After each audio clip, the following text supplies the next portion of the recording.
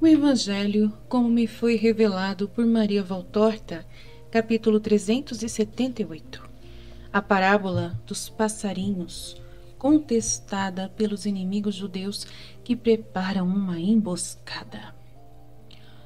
Colocaram a visão de 14 de agosto de 1944, a ovelhinha no redil aos pés do bom pastor. Valtorta descreve a visão do dia 6 de fevereiro de 1946.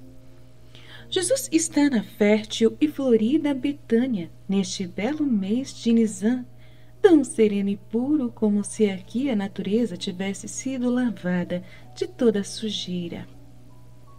Mas as turbas o encontram, depois de certamente o terem ido procurar em Jerusalém, pois elas não querem partir sem antes tê-lo ouvido, para poderem levar consigo no coração a sua palavra. São tão numerosas que Jesus manda reuni-las a fim de que possa ensiná-las. E os 12 com os 72 que se reuniram em tal número, ou pouco menos com os novos discípulos que se agregaram a eles nestes últimos tempos, espalham-se por toda a parte para cumprirem a ordem recebida. Nesse meio tempo, Jesus, no jardim de Lázaro, se despede das mulheres, e especialmente de sua mãe, que por sua ordem voltam para a Galileia, escoltadas por Simão de Alfeu, Jairo, Alfeu da Sara, Marzigian, o esposo da Susana e Zebedeu. As saudações e lágrimas. Haveria também muita vontade de não obedecer, uma vontade ditada ainda pelo amor ao Mestre. Entretanto, mais forte ainda é a força do amor perfeito, pois ele é todo sobrenatural para com o Verbo Santíssimo. E essa força as faz obedecer, aceitando aquela penosa separação. A que menos fala é Maria, a mãe. Contudo, seu olhar diz, mais do que tudo, o que estão dizendo todas as outras juntas. Jesus interpreta aquele olhar, a consola, a cobre de carícias, se é que se pode consolar o coração de uma mãe, e especialmente daquela mãe, toda amor e toda cheia de aflição por seu filho perseguido. E as mulheres lá se vão, enfim, virando-se e tornando a virar-se para saudar o Mestre, para saudar os filhos e as felizes discípulas judias que ficam ainda com o Mestre. Elas ficaram tristes por terem ido, observa Simão os Zelotes. Mas é bom que tenham ido, Simão.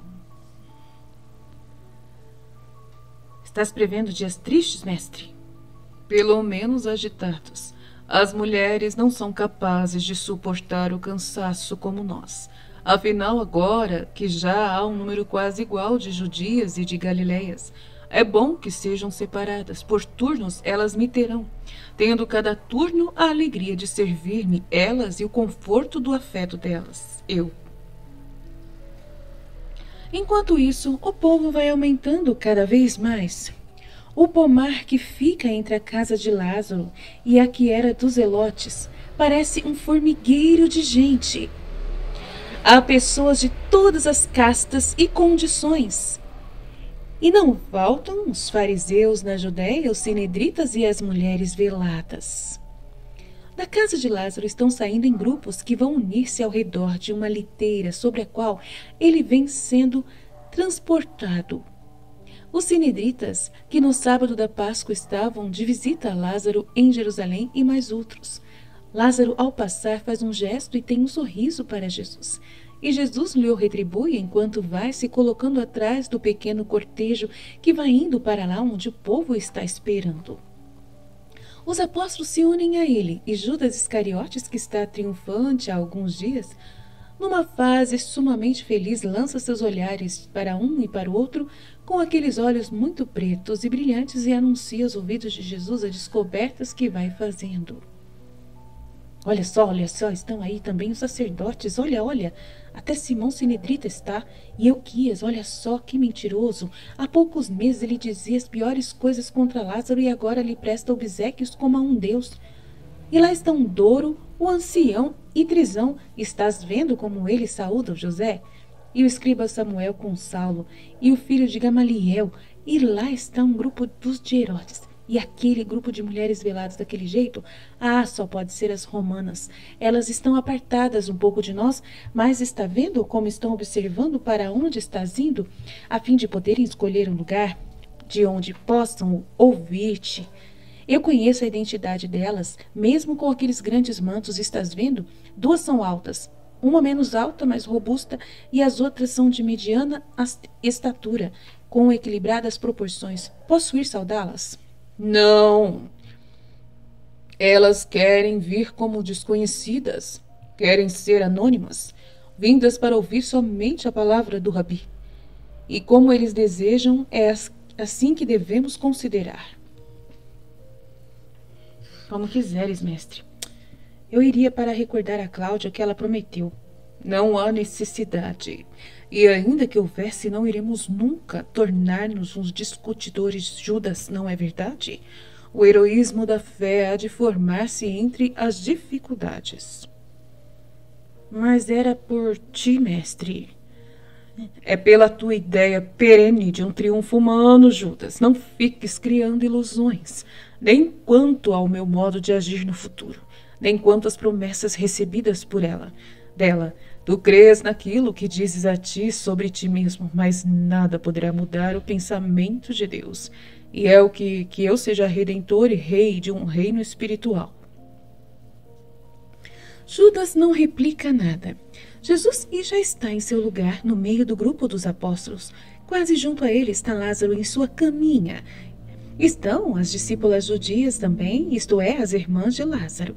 Elisa, Anastásica, Joana com os menininhos, Anália, Sara, Marcela e Nique. As romanas, isto é, aquelas que Judas disse que o eram, estão mais atrás, quase no fim, misturadas a um grupo de pessoas do povo. Os sinedritas, os fariseus, os escribas, os sacerdotes estão, como é inevitável, na primeira fila. Mas Jesus lhes pede que abram passagem para 3 pequenas macas em que estão uns doentes, aos quais Jesus faz umas perguntas, mas não os cura logo. Jesus, no fim, a fim de fazer uso de um assunto em sua pregação, começa chamando a atenção dos presentes para o grande número de passarinhos que foram fazer seus ninhos nas copas das árvores do jardim de Lázaro e para o pomar onde estão reunidos os ouvintes. Observai. Há os naturais deste lugar e os que vieram de fora, de todas as raças e tamanhos. E quando descerem as sombras, eles serão substituídos pelos pássaros da noite, e também são numerosos. E por isso é quase impossível esquecermos-nos deles, só pelo fato de não os vermos. Por que é que há tantos passarinhos do ar aqui? Porque aqui eles acham com que viverem felizes. Aqui há sol, há descanso. Aqui há alimento com fartura, abrigos seguros e águas frescas. Eles se reúnem vindo do Oriente e do Ocidente, do Sul e do Norte, quando são imigradores. E vêm sempre a este lugar os naturais daqui. E então, iremos ver que os pássaros do ar são superiores em sabedoria aos filhos dos homens? Quantos entre aqueles passarinhos, filhos de passarinhos que já morreram, mas que no ano passado, ou até mais tempo antes, aqui faziam seus ninhos? Pois aqui encontravam sossego. Eles o disseram aos seus filhos, antes de morrerem. E lhes falaram deste lugar, e eles, os filhos, obedeceram e vieram para cá. O Pai que está nos céus, o Pai de todos os homens, não terá por acaso dito aos seus santos as suas verdades e dado as indicações possíveis para o bem-estar de seus filhos? Deu todas as indicações, tanto as que dizem respeito ao bem da carne, como as que dizem respeito ao bem do espírito. Mas que vemos nós? Nós vemos que o que foi ensinado pela carne, desde as túnicas de pele que ele fez para os nossos progenitores, que estavam desnudos aos seus próprios olhos, depois de perderem a veste que o pecado rasgou, até as últimas descobertas que, pela luz que Deus lhe deu, o homem conseguiu fazer, são recordadas e transmitidas, ensinadas, enquanto que a outra parte, o que foi ensinado, ordenado, indicado para o Espírito, nunca é conservado e ensinado nem praticado. Muitos do templo começam a cochichar, mas Jesus os acalma com um gesto. O Pai, que é bom, como o homem nem de longe pode pensar, manda o seu servo para recordar o seu ensinamento, para reunir os passarinhos nos lugares saudáveis e dar-lhes um exato conhecimento do que é útil e santo para fundar o reino, onde todos os pássaros angélicos, todos os espíritos encontrarão graça e paz, sabedoria e salvação. E em verdade, eu vos digo que, como os passarinhos nascidos neste lugar, na primavera irão dizer aos outros de outros lugares: vinde conosco, porque há um lugar bom em que gozareis da paz e da abundância do Senhor. E assim se verá no ano novo passarinhos afluírem para cá. Do mesmo modo, de todas as partes do mundo, assim como está dito pelos profetas, veremos afluírem espíritos e mais espíritos para a doutrina que veio de Deus, para o Salvador, fundador do reino de Deus. Mas aos passarinhos que voam de dia, misturaram-se neste lugar os pássaros noturnos, predadores, perturbadores, capazes de lançar o terror e a morte no meio dos pequenos passarinhos bons. E são eles os pássaros que há muitos anos, há muitas gerações que são assim, e nada os pode desaninhar, porque eles trabalham nas trevas e em lugares impenetráveis pelo homem. E eles, com seus olhos cruéis, com seu voo silencioso, com sua voracidade e sua crueldade, trabalham nas trevas e, como são imundos, semeiam imundícia e dor. A quem nos compararemos nós? Há muitos que em Israel não querem aceitar a luz que veio para iluminar as trevas, nem a palavra que veio para ensinar, a justiça que veio para santificar. Para eles foi inutilmente que eu vim, e até para eles eu sou ocasião de pecado, pois eles me perseguem e perseguem os meus fiéis. E então, que direi? Direi uma coisa que já tenho dito outras vezes. Muitos virão do Oriente e do Ocidente, e sentar-se-ão com Abraão e Jacó no reino dos céus. Mas os filhos deste reino serão lançados nas trevas exteriores. Os filhos de Deus nas trevas?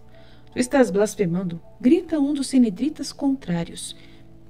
É o primeiro borrifo da baba dos répteis que haviam ficado calados por muito tempo e que não suportam mais ficar em silêncio porque ficariam afogados em seu próprio veneno. Os filhos de Deus, não? Responde Jesus. Foste tu que o disseste. Tu disseste, os filhos deste reino serão lançados às trevas exteriores. E eu repito, os filhos deste reino, do reino onde a carne, o sangue, a avareza, a fraude, a luxúria e o delito são os patrões. Mas esse não é o meu reino é o reino da luz. Esse vosso reino é o reino das trevas.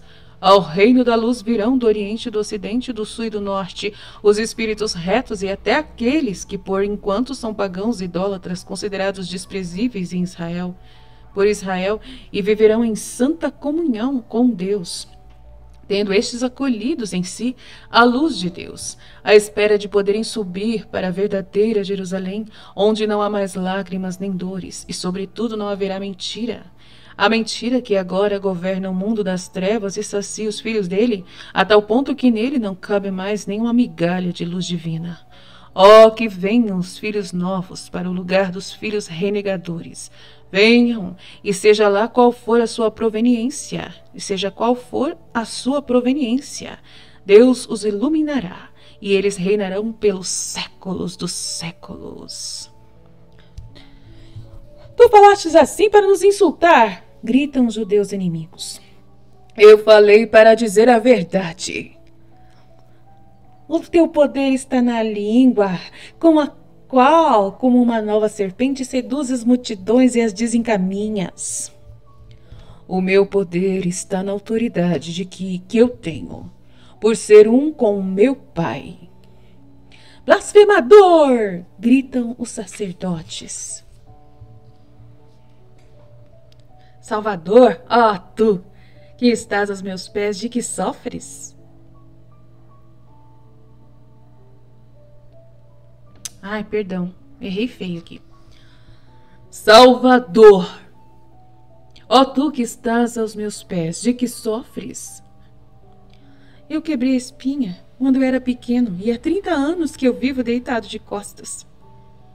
Levanta-te e caminha, e tu, ó mulher, de que sofres?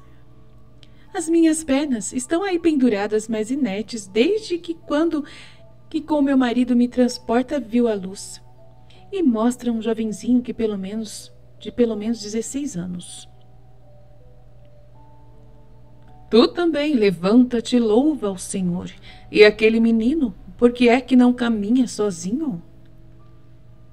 Porque ele é assim de nascença, é surdo, cego e mudo, é um pedaço de carne que respira, dizem os que estão com o infeliz.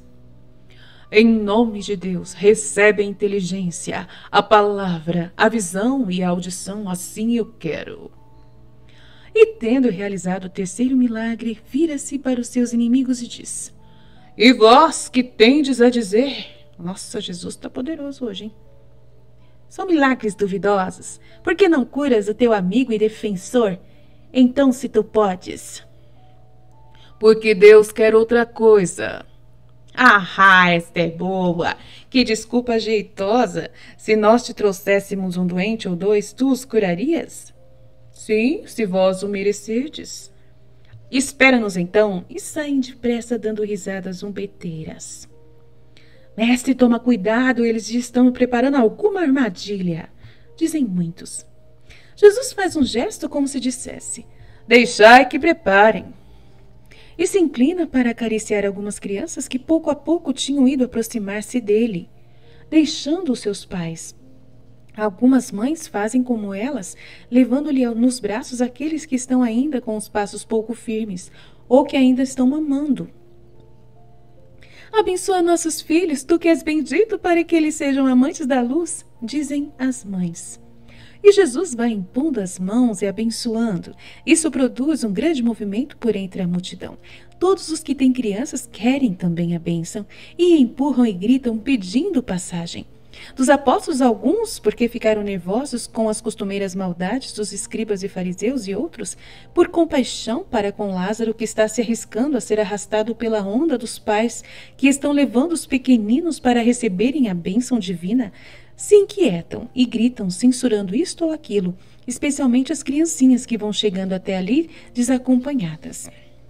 Mas Jesus, sempre afável e amoroso, diz: Não façais assim, não impeçais nunca as crianças de virem a mim, nem aos seus pais de as trazerem, porque desses inocentes é o reino, eles serão inocentes do grande delito, e crescerão na minha fé.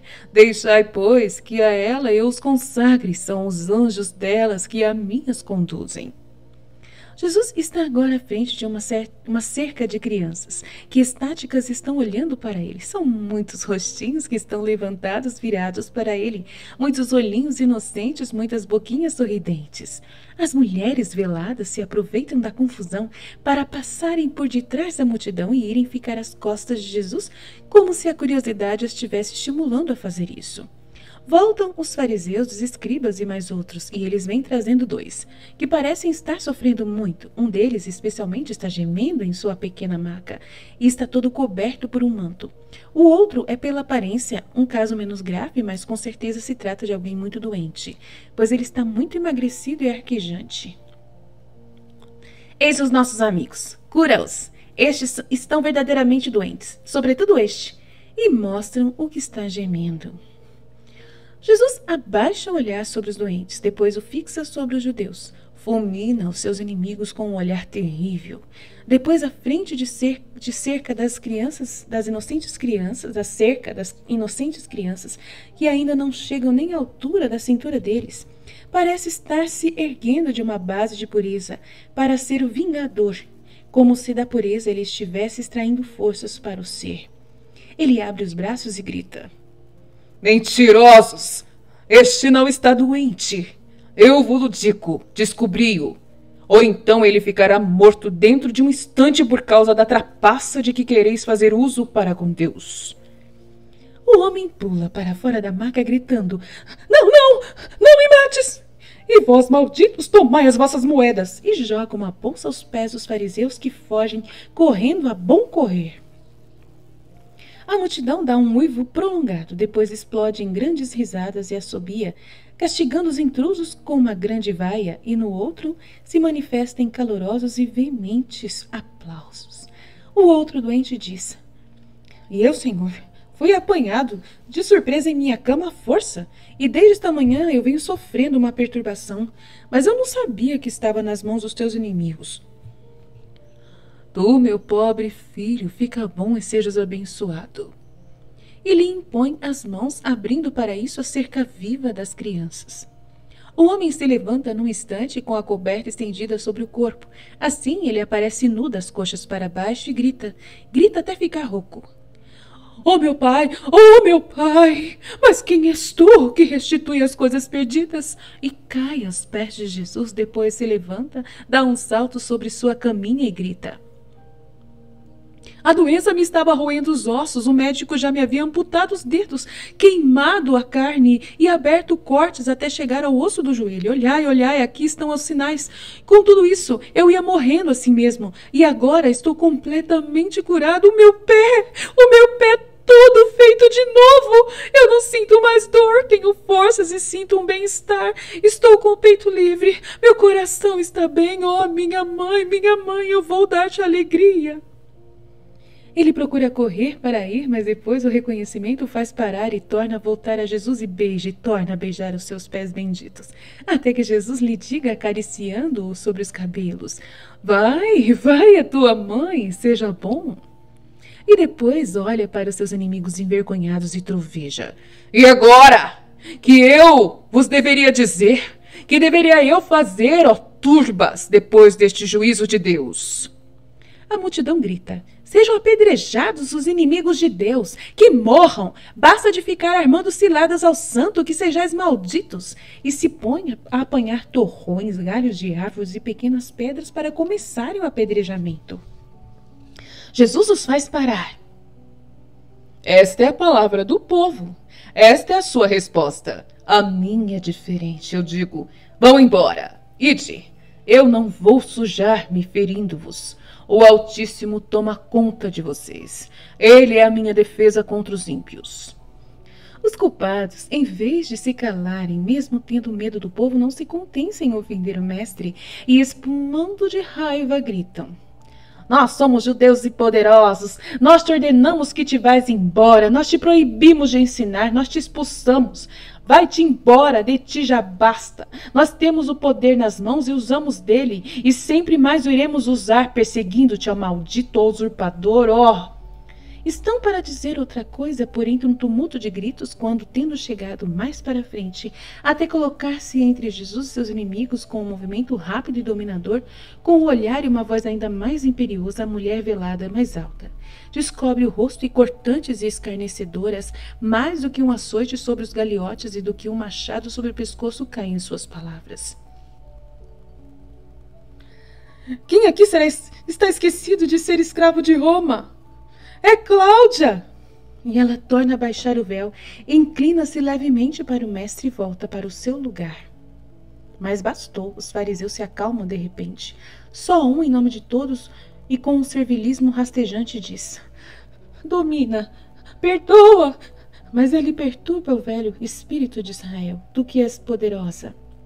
Mas ele perturba o velho espírito de Israel, tu que és poderosa, deverias impedi-lo. Fazê-lo impedir pelo justo e probo procônsul e vida e saúde para ele.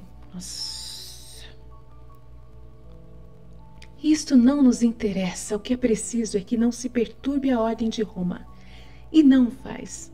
Responde desdenhosa Patrícia, depois de uma ordem seca às companheiras, e se afasta dali, indo para um capão de árvores no fim do caminho, atrás do qual ela desaparece para depois voltar num carro coberto e chiador, do qual faz que se abaixem todos os toldos.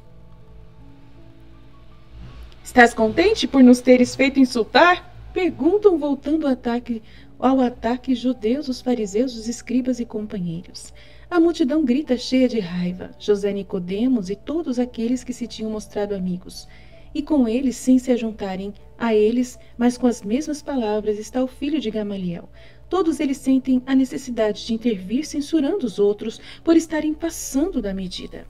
A discussão passa dos inimigos de Jesus para os dois grupos opostos, deixando fora da discussão o que era o mais interessado nela. Jesus fica calado com os braços cruzados, escutando enquanto, como creio, parece estar liberando uma força para conter a multidão, especialmente seus apóstolos que estão impelidos pela ira. Nós precisamos defender-nos e defender, grita um judeu muito agitado. Basta de ver as turbas fascinadas atrás dele, diz um outro. Nós somos os poderosos, nós somente, e somente nós somos escutados e seguidos, diz um escriba, que se vá embora daqui, Jesus. Jerusalém é nossa, brada um sacerdote, vermelho como um peru. Jesus Cristo, misericórdia. Meu Deus do céu. Vós sois uns pérfidos, sois mais do que uns cegos, as turbas vos abandonam porque vós o mereceis. Sede santos se quereis ser amados, não é cometendo abusos que se conserva o poder, que se baseia na estima do povo para com quem os governa. Gritam por sua vez os do partido oposto, mas e muitos da multidão. Silêncio! Impõe Jesus. E tendo-se feito silêncio, ele diz: a tirania e as imposições não podem mudar os afetos e as consequências do bem recebido. Eu recolho aqui o que eu dei, o amor. Vós, ao me perseguirdes, não fazeis mais do que aumentar esse amor que me quer dar uma compensação pelo vosso desamor. Não sabeis, com toda a vossa sabedoria, que perseguir uma doutrina não serve senão para fazer crescer o poder dela, especialmente quando ela corresponde com os fatos, com aquilo que ensina. Ouvir uma profecia, ó voz de Israel. Quanto mais perseguides o Rabi da Galileia e seus seguidores, tentando com a tirania anular a sua doutrina que é divina, tanto mais a fareis prosperar e estender-se pelo mundo inteiro. Cada gota de sangue dos mártires, derramada por vós, que esperais triunfar e reinar com as vossas leis e os vossos preceitos corrompidos e hipócritas, que não são mais a lei de Deus, e cada lágrima dos santos espezinhados será semente de futuros crentes.